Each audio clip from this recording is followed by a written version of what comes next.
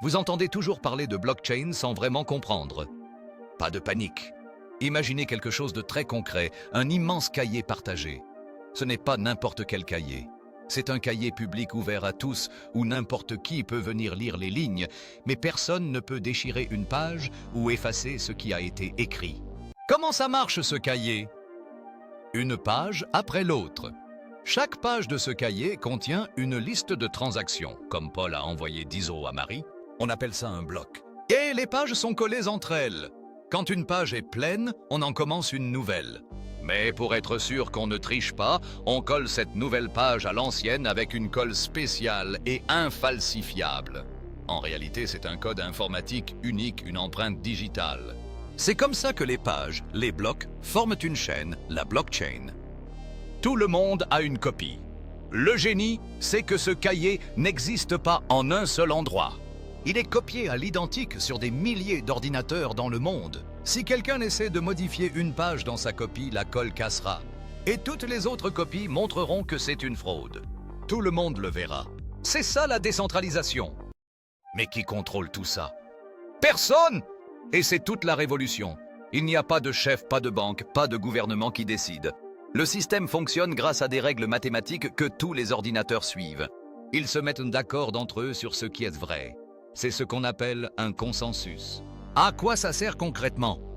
Parce que ce système est incassable et fiable, sans avoir besoin de faire confiance à un intermédiaire, on peut l'utiliser pour bien plus que de l'argent. Plus besoin d'une banque pour prouver un paiement, plus besoin d'un notaire pour certifier un contrat, plus besoin d'un État pour garantir votre identité. En résumé, la blockchain, c'est la machine à créer de la confiance. C'est une mémoire numérique que personne ne peut corrompre ni effacer. Ce n'est pas qu'une technologie pour les informaticiens. C'est une nouvelle façon de faire société, de payer, de voter, de créer et d'échanger en toute confiance. Imaginez un énorme château fort au milieu du pays. Toute la richesse, tous les papiers importants et tout l'argent du royaume sont enfermés à l'intérieur. Ce château, c'est comme une grande banque, un État ou un géant du numérique comme Google ou Facebook.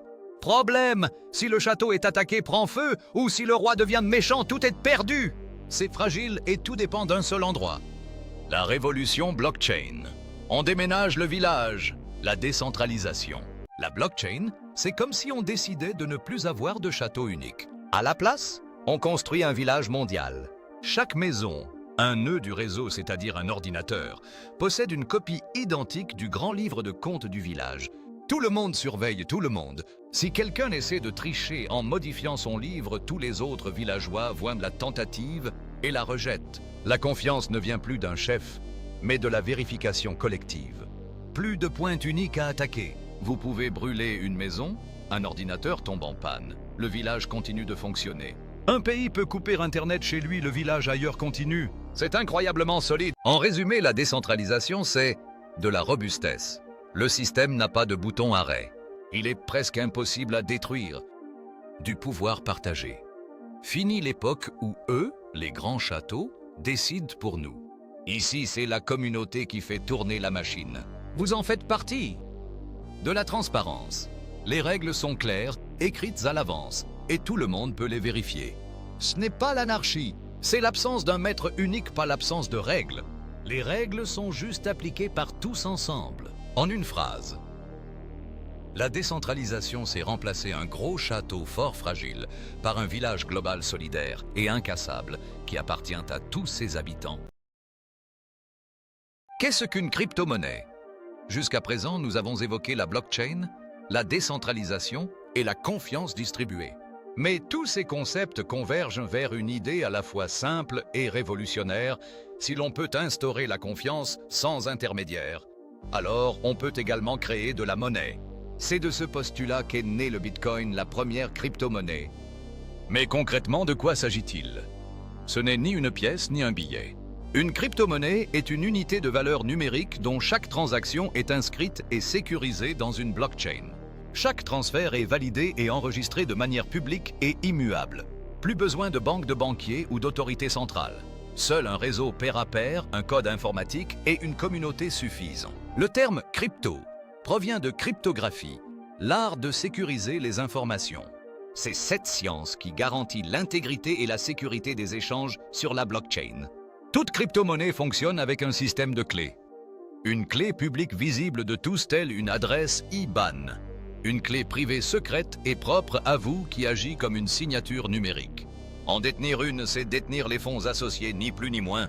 Mais à quoi servent-elles? Leurs usages sont variés. Certaines, comme le Bitcoin, servent de réserve de valeur, une forme d'or numérique, rare, limité et résistant à la censure. D'autres, comme Ethereum, constituent le carburant de blockchain programmable, permettant d'exécuter des applications décentralisées et des contrats autonomes, smart contracts. Une multitude d'autres voient le jour pour des usages spécifiques, voter, créer, jouer, financer, partager. Chaque crypto-monnaie a sa propre histoire, son utilité et sa philosophie. Mais toutes reposent sur un principe fondateur, reprendre le contrôle de la valeur. Pendant des siècles, la monnaie a été l'apanage des rois, des banques et des États. La crypto-monnaie, elle appartient à celui qui la détient. C'est la première forme d'argent indépendante de tout pouvoir central, capable de traverser les continents sans demander la moindre permission. Certains y voient une utopie, d'autres une menace. Une chose est certaine, notre conception de la monnaie en est transformée à jamais. Désormais, l'argent n'est plus seulement une question d'économie, c'est une question de souveraineté individuelle.